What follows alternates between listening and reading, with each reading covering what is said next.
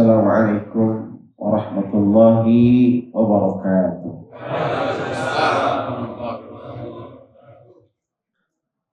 Innal hamdalillah wassalatu wassalamu ala Rasulillah nabiyina Muhammadin ibni Abdillah wa ala alihi wa sahbihi wa wala amma ba'du. Para bapak, ibu, jemaah masjid Al-Amin, para calon-calon ahli surga, amin. Yang dirahmati Allah. Alhamdulillah, kita bersyukur kepada Allah Subhanahu wa Ta'ala. Masih diberikan oleh Allah kesempatan untuk mengisi malam-malam bulan Ramadan dengan ibadah tarawih. Mudah-mudahan ibadah kita semuanya diterima Allah Subhanahu wa Ta'ala. Kita juga bersyukur ya, diberikan oleh Allah nikmat rasa aman. Tidak semua orang di muka bumi ini hari ini menikmati rasa aman. Bisa kita saksikan di media, kawasan Timur Tengah hari ini sedang panas, bergejolak. Bayang nggak kalau kita tinggalnya tuh di Iran, di Israel, kayak apa? Bisa nggak tarawih kita? Nggak bisa ya Pak sekali.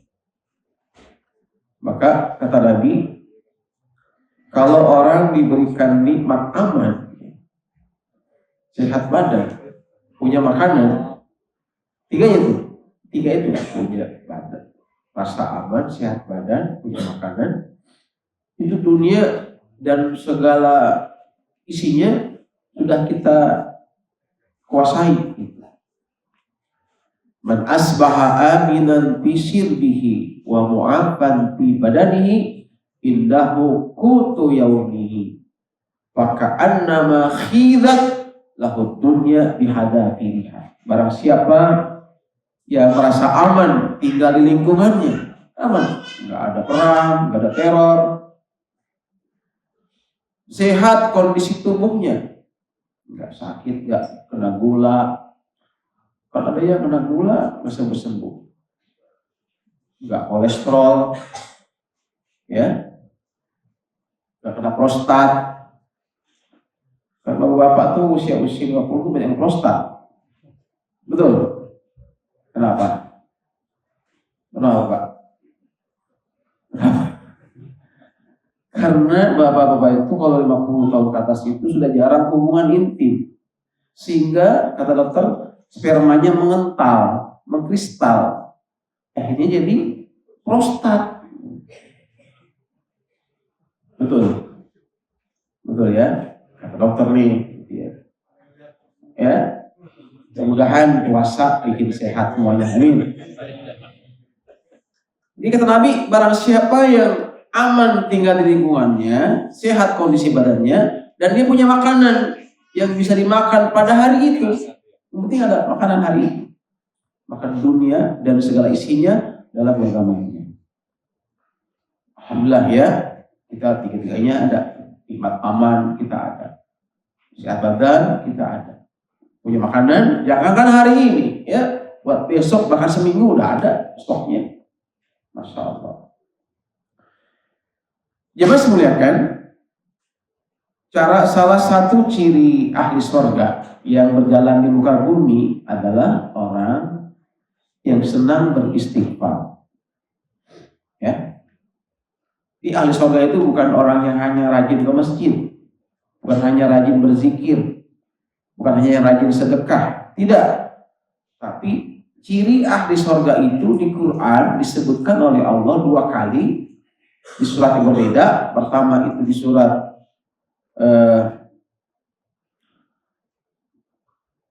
Ali Imran ayat 17 ya. Kedua di surat Az-Zariyat ya, ayat yang ke-18. Allah berfirman di situ, kanu qalilan minal laili ma yahja'un wa bil ashari hum yastaghfirun. Ini Az-Zariyat. Mereka dulunya, kata Allah di Quran, dulunya itu mereka, ini ahli surga, kata cirinya. Orangnya itu sedikit tidurnya di waktu malam. Berarti ciri ahli surga itu suka begadang. Ada sini begadang. Ya, kalau orang suka begadang, itu ahli surga apa? Kalau suami suka begadang, itu ciri-ciri ahli surga, ibu. Jangan domelin tuh, bu. Karena sesuai Quran, kanu qalilan minal laili ma yahjaun. Dulu mereka sedikit tidurnya di waktu malam. Ya, coba saya mau tanya, Bapak ketika Ramadan, Bu, tidurnya banyak nggak, Bu? Banyak apa dikit? Dikit, kalau malam tuh dikit, coba aja. Kalau terawih jam 10, ntar sampai rumah tadarus sampai jam 11. Tidur jam 12, bangun jam 3, cuma 3 jam sedikit. Betul? Ya? Cuma siangnya banyak ya. Siangnya banyak. Habis subuh tidur, bangun zuhur. Enggak gitu juga ya. Kalau di Al-Furqan, walladzina yabituna li rabbihim sujada wa qiyama. Orang yang mengisi malamnya, yang mengisi malam-malam itu dengan sujud, ya, dengan ibadah pada Tuhannya. Jadi begadangnya itu bukan begadang dalam artian buang-buang waktu, tapi begadang itu adalah untuk sujud, untuk tilawah, untuk berzikir, untuk muhasabah. Wabil asharihum yastaghfirun, dan mereka, kata Allah, suka beristighfar di waktu sahur. Disebutin tuh, istighfarnya di waktu sahur. Kenapa waktu sahur? Bukan waktu subuh atau waktu asar, bukan waktu maghrib atau isya. Kenapa disebut waktu sahur? Karena waktu sahur itu waktu yang paling utama untuk kita bertobat, untuk kita mohon ampun kepada Allah Subhanahu wa taala. Maka jangan sampai kita menghabiskan sahur itu hanya buat untuk makan sahur. Mohon maaf nih, kadang-kadang kita bangun sahur, waktunya habis hanya buat makan sahur. Lagi bawa apa kan? Lagi makan sahur, mulut pahit kan? Ambil rokok dulu kan sebatang, ya kan? Lepas, pusing kan? Betul nggak? Kamu saya di sini nggak ada begitu sih, nggak ada. Nggak ada ya? Nggak ada sini nggak ada rokok, alhamdulillah ya. Kamu saya di kamar, kalau habis sahur tuh bawa apa tuh? Di depan rumah, ya? Kayaknya dunia kayak milik dia tuh. Ada kopi, ya, ada rokok, ya kan? Sambil nunggu beduk subuh tuh, kan terus sahur kan? Digunakan buat merokok, ya.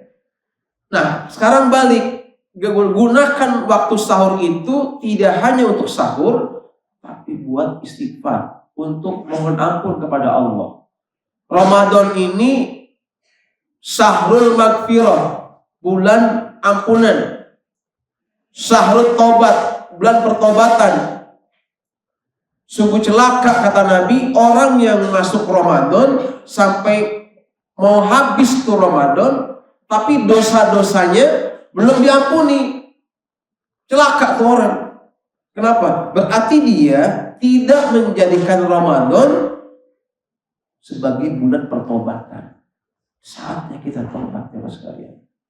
Bulan untuk kita bertobat, menebus dosa-dosa kita yang masa lalu. Dosa kita tuh banyak, ya. Mata kita nih, ya, tidak dosa nggak, Pak?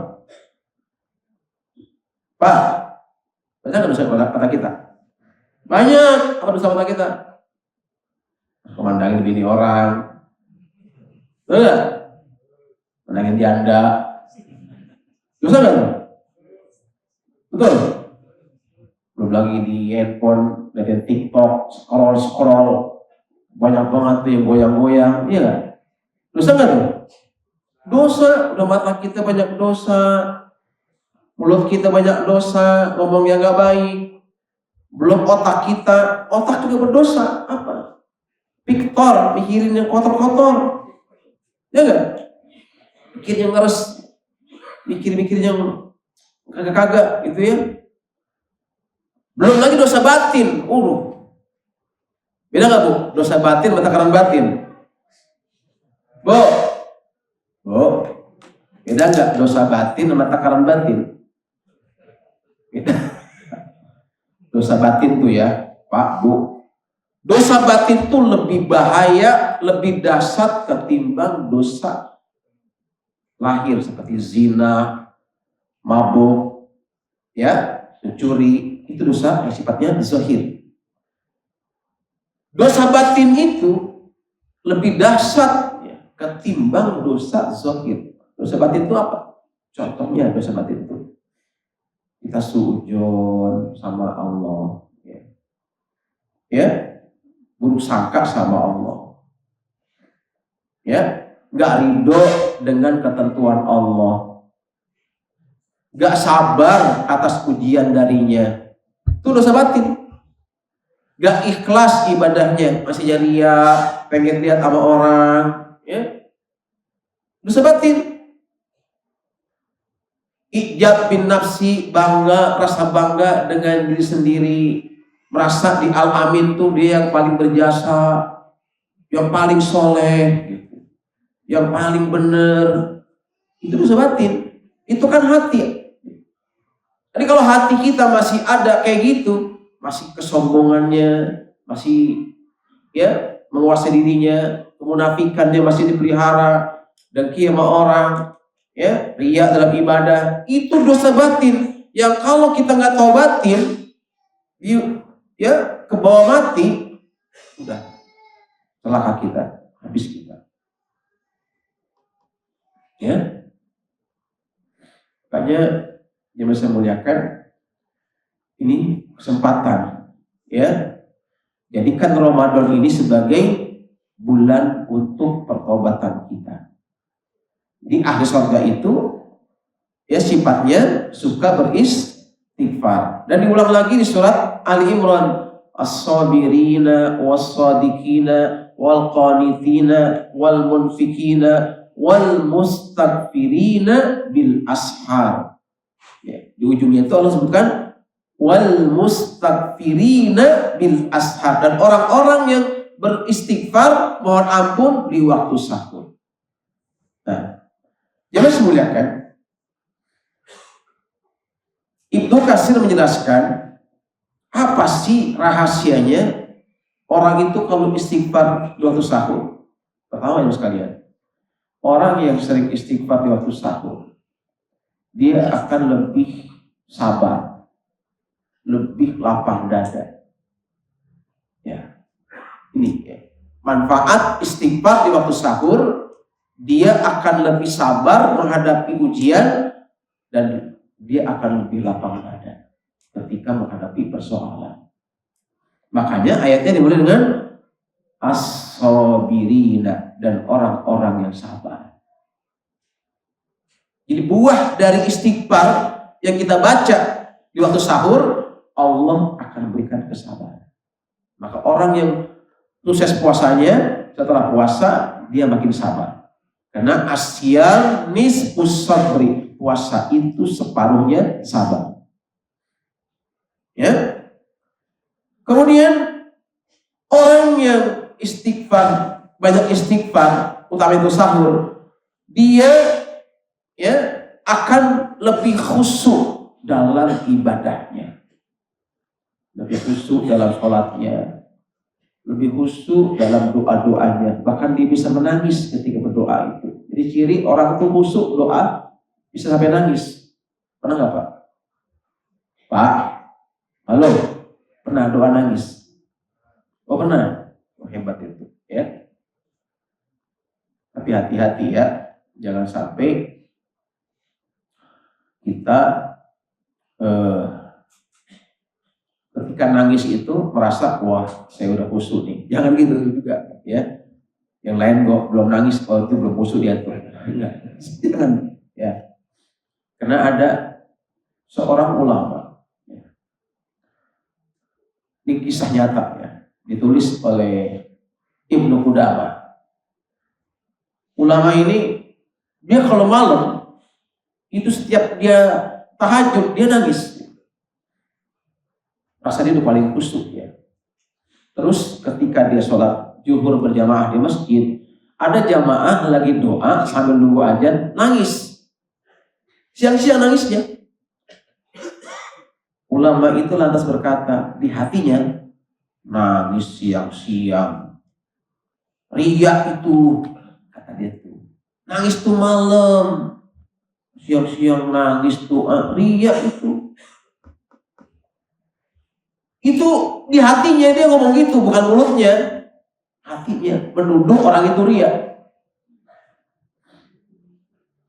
Kamu jemaah sekalian, apa hukuman Allah buat orang itu?